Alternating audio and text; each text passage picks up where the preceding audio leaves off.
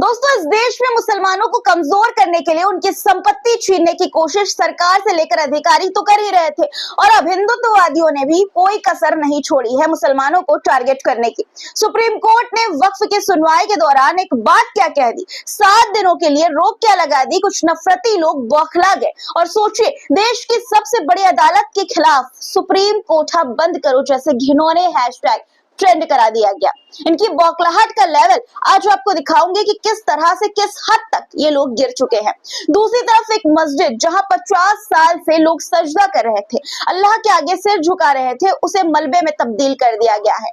ना कोई चेतावनी, ना कोई इंसाफ और बहाना, कह दिया गया कि यह अवैध है। और सबसे बड़ी बात, कोर्ट में मामला चलने के बाद भी बुलडोजर एक्शन किया गया। पूरी खबर क्या है, कहां की है, सब कुछ बताऊंगी। इन्हें मुसलमानों की दान की जमीन से दिक्कत है, नमाज और मस्जिद से दिक्कत है और मुगलों की कब्र और फोटो से तो सबसे ज्यादा दिक्कत है।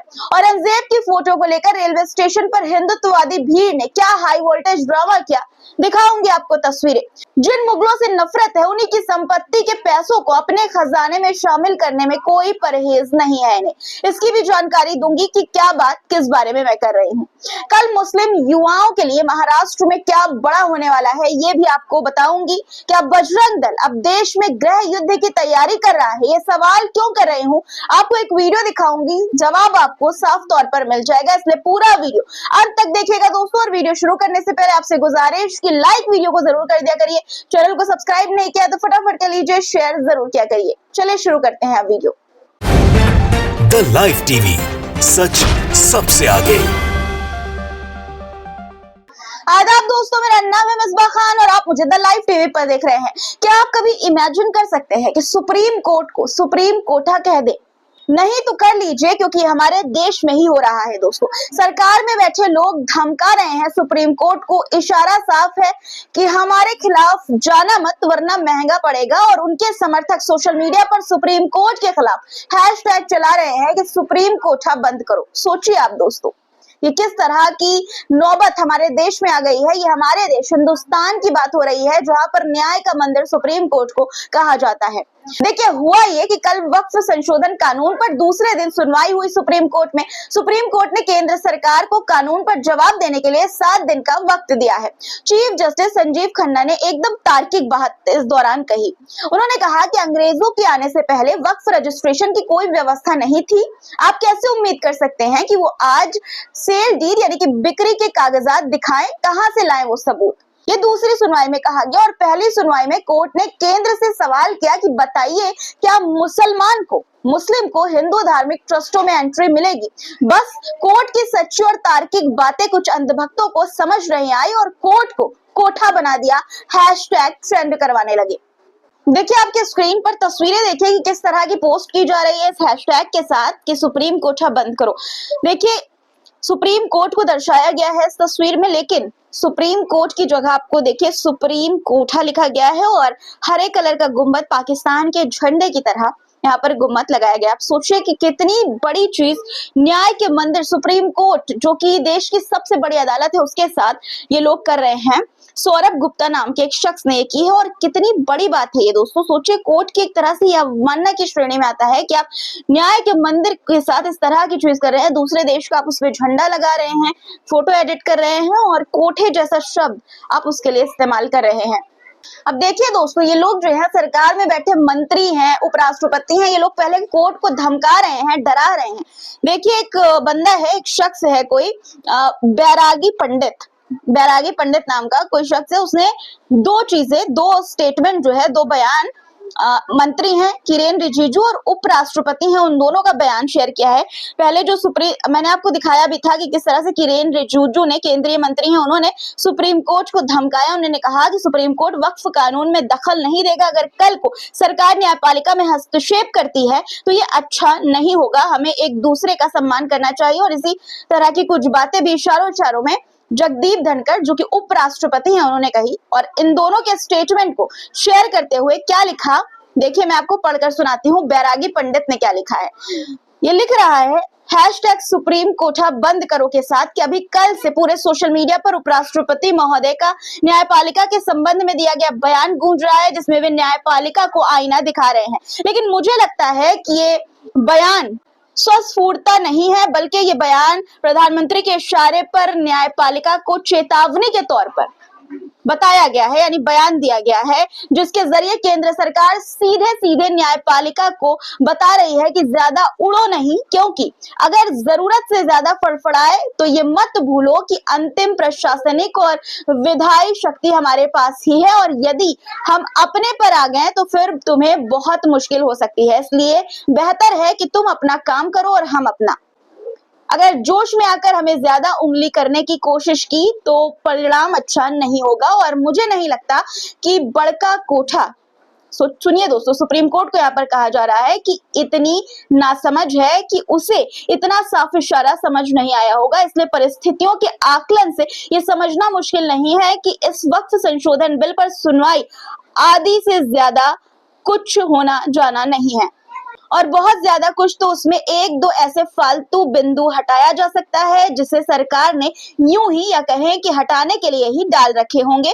बाकी का मूल कंटेंट में कोई फेरबदल नहीं होने जा रहा है, क्योंकि इस बार मोदी सरकार वक्फ बिल को लेकर बेहद आक्रामक दिख रही है। इसलिए लग रहा है कि अगर इतने साफ संदेश के बाद भी यदि बड़के कोठे ने दुस्साहस दिखाने की कुछ अवांछित कदम उठा लिया तो फिर शायद सरकार भी इस बार न्यायपालिका के पर कतरने का मूड बना रखी है। वक्फ पर अंत में कपिल सिब्बल और उनके मुवक्किल को वही मिलेगा जो धारा 370 और राम मंदिर के मामले में मिला था।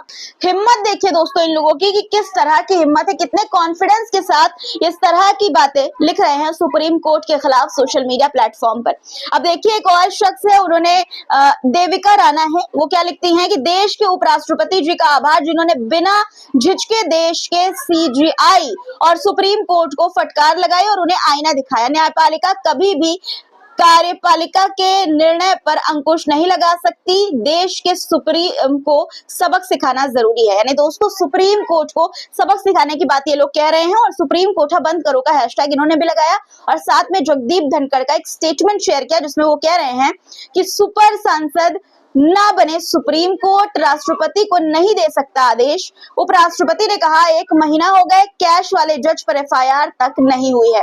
अब दोस्तों जज साहब के मुद्दे को लेकर कुछ लोग जो है तस्वीर भी सुप्रीम कोठा बंद करो के नाम से तस्वीर भी शेयर कर रहे हैं। देखिए इसमें जो जिनके घर में कैश मिला था, जिन जज साहब के घर में, पीछे कैश की तस्वीर और आगे ये लिखा हुआ है, आंखों पर उनकी पट्टी बांधी गई और आगे लिखा है कि मैं तो घर पर था ही नहीं। यानी कि दोस्तों उन्होंने जो स्टेटमेंट दिया था वो अब यहाँ पर लाया जा रहा है कि भाई वो तो घर पे थे नहीं, उनके खिलाफ एफआईआर नहीं। अब एक और तस्वीर देखिए, किस तरह से मीम जैसी एक तरह से आप कह सकते हैं कि तस्वीर शेयर की जा रही है। तस्वीर देखिए आपकी स्क्रीन पर कि किस तरह जज साहब को जो उनकी टोपी होती है वो हटाकर और मुसलमानों वाली टोपी, यानी जालीदार टोपी जिसे कहा जाता है, वो टोपी लगा दी गई है। और लिखा क्या गया है इसके साथ, हैशटैग कोठा सुप्रीम कोठा बंद करो के हैशटैग के साथ लिखा गया है कि जी हाँ, एक न्यायपालिका ही थी जिस पर देश की जनता को भरोसा था, मगर अब न्यायपालिका भी मुस्लिम तुष्टीकरण पर उतर आई है, तो न्यायपालिका को खत्म कर दिया जाना चाहिए। यानी दोस्तों ये लोग सुप्रीम कोर्ट को खत्म करने की बात कर रहे हैं। आप सोचिए कि कहां देश जा रहा है, लोकतंत्र की तरफ नहीं तानाशाही की तरफ। ये जैसे इन जैसे लोग जो है, इनका जो एजेंडा है, प्रोपेगेंडा है, ये तानाशाही की तरफ ले जाने का है, और ये लोग मांग भी कर रहे हैं कि न्यायपालिका को बंद कर देना चाहिए। आप सोचिए कि कितनी खतरनाक मांग ये लोग कर रहे हैं, और यही वजह है कि सुप्रीम कोठा बंद करो का हैशटैग चलाया जा रहा है। दोस्तों एक और तस्वीर देखिए, नितिन मिश्रा नाम के एक शख्स ने लिखा है, ट्वीट करा है उसने कि ट्वीट करो सनातनियों के साथ, लिखा है कि भेदभाव बंद करो, हिंदू अपनी याचिका हाई कोर्ट में लेकर जाएं क्वेश्चन मार्क, और मुस्लिम सुप्रीम कोर्ट में लेकर जाएं क्यों, ये सवाल किया जा रहा है। और इसके साथ जो मैंने आपको कल तस्वीर दिखाई थी एक्सपेक्टेशन वर्सेस रियलिटी वाली, जिसमें पाकिस्तान का झंडा सुप्रीम कोर्ट पर लगाया गया है, वो शेयर की गई है। और जो अभी उपराष्ट्रपति जगदीप धनखड़ का जो बयान है, जो सुप्रीम कोर्ट के जज पर एफआईआर करने के लिए उन्होंने दिया, वो शेयर किया गया है, उसकी हेडलाइन शेयर की गई है।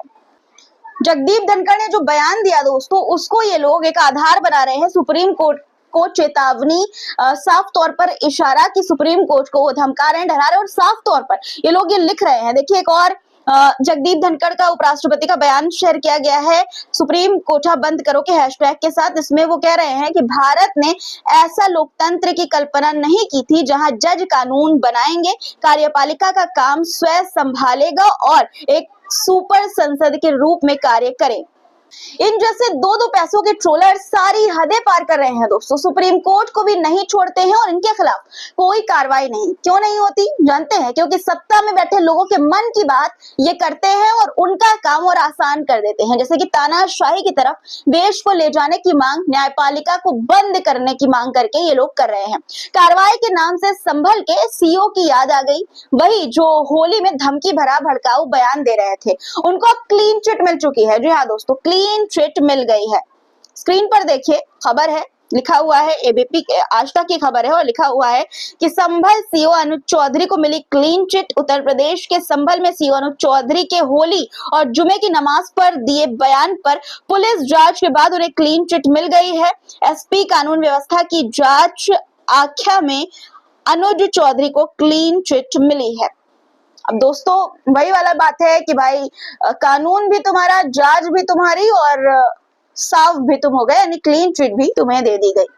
खैर, अब अगली खबर पर आते हैं। फरीदाबाद हरियाणा में एक बड़ा विवाद खड़ा हो गया है इस वक्त दोस्तों। जमाई कॉलोनी में मंगलवार सुबह नगर निगम की टीम बुलडोजर और 250 पुलिसकर्मी के साथ पहुंची और 50 साल पुरानी अक्सा मस्जिद को गिरा दिया। तस्वीरें आपकी स्क्रीन पर है, आप देख पा रहे होंगे कि किस तरह से अक्सा मस्जिद पर बुलडोजर कार्रवाई की गई। और गौर करने वाली बात यहाँ पर यह है कि मामला ये जो है वो सुप्रीम कोर्ट में लंबित है, उसके बाद भी बुलडोजर कार्रवाई की गई। स्थानीय लोगों का यहाँ पर अब ये दावा है, वो लोग ये दावा कर रहे हैं कि ये मस्जिद बड़खल गांव की जमीन पर बनी थी। पूर्व सरपंच रक्का ने खुद ये जमीन मस्जिद को दी थी, यानी मस्जिद के लिए दी थी। मस्जिद की देखरेख के लिए 17-18 लोगों की कमेटी सुप्रीम कोर्ट में केस लड़ रही है। और सबसे बड़ा सवाल, जब मामला सुप्रीम कोर्ट में लंबित है तो फिर ये कार्रवाई कैसे कर दी गई?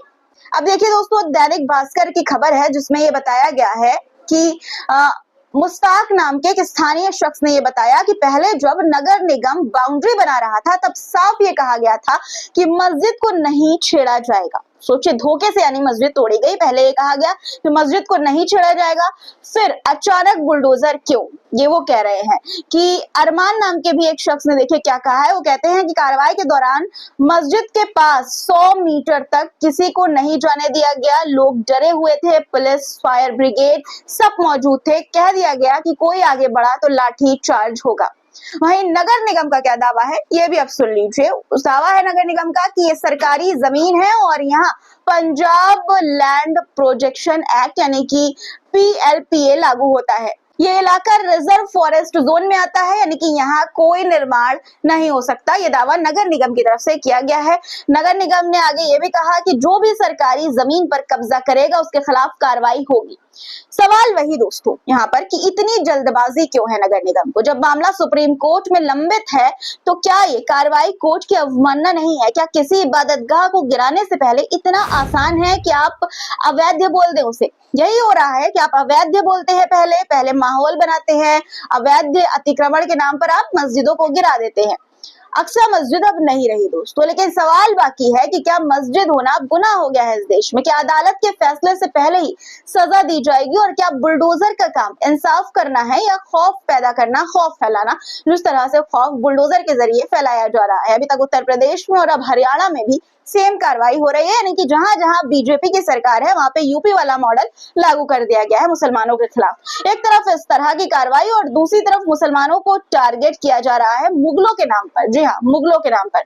स्क्रीन पर देखिए आपकी कि किस तरह से मुगल की तस्वीर, मुगल बादशाह औरंगजेब की तस्वीर को खराब किया जा रहा है रेलवे स्टेशन पर। देखिए खबर क्या है दोस्तों, मैं आपको बता देती हूँ। खबर यह है कि उत्तर प्रदेश के गाजियाबाद में औरंगजेब की दीवार पर बनाई गई तस्वीर को लेकर जमकर हंगामा हुआ। गाजियाबाद रेलवे स्टेशन पर प्लेटफॉर्म की सुंदरता बढ़ाने के लिए औरंगजेब की पेंटिंग बनाई गई थी। हिंदू रक्षा दल के कार्यकर्ता इस पर भड़क गए और तस्वीर पर कालिक पोत दी। और अब DRM ने उस तस्वीर की हकीकत बताई। और तस्वीर क्या है वो सुनकर आपको हिंदुत्ववादियों की सोच पर हंसी आएगी दोस्तों।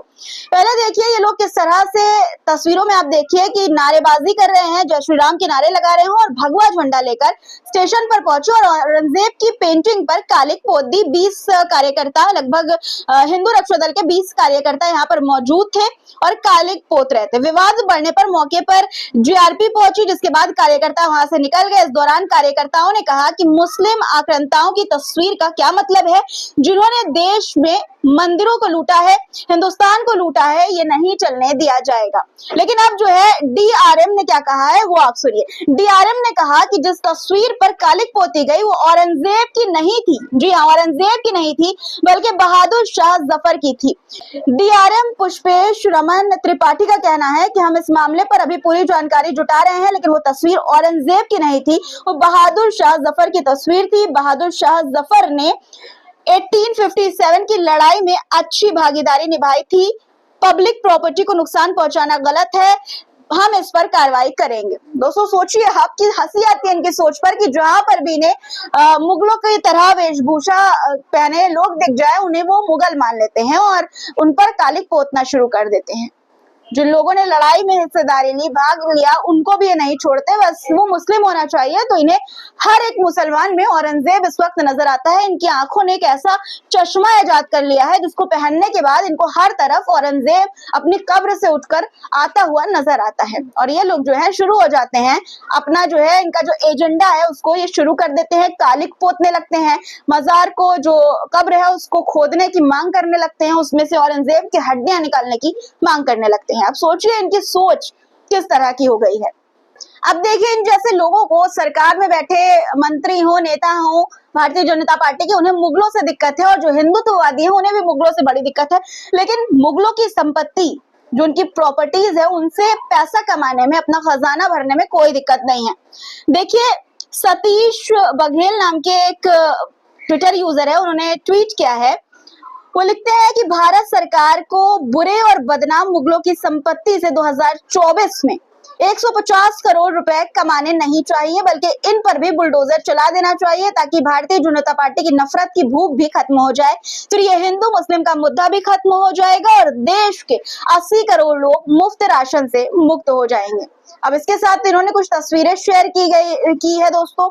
एनडीटीवी इंडिया की तस्वीरें हैं जिसमें ये बताया गया है कि ताजमहल आगरा से 98 करोड़ रुपए कमाए गए, यानी कि 98 करोड़ रुपए दोस्तों, 98 करोड़ रुपए कमाए गए। कुतुब मीनार जो दिल्ली में है उससे 23.8 करोड़ रुपए और लाल किला, दिल्ली में लाल किला है, उससे 18 करोड़ रुपए, आगरा किला से 18 करोड़ रुपए कमाए गए हैं दोस्तों। अब सोचिए कि ये कमाई हो रही है, यानी 150 करोड़ की कुल कमाई हुई है, जिस पर तंज ये जो है सतीश कसते हुए नजर आ रहे हैं। अब अगली खबर पर आते हैं दोस्तों। 19 अप्रैल को महाराष्ट्र के पुणे में देश का सबसे बड़ा अल्पसंख्यक युवा संवाद हो रहा है।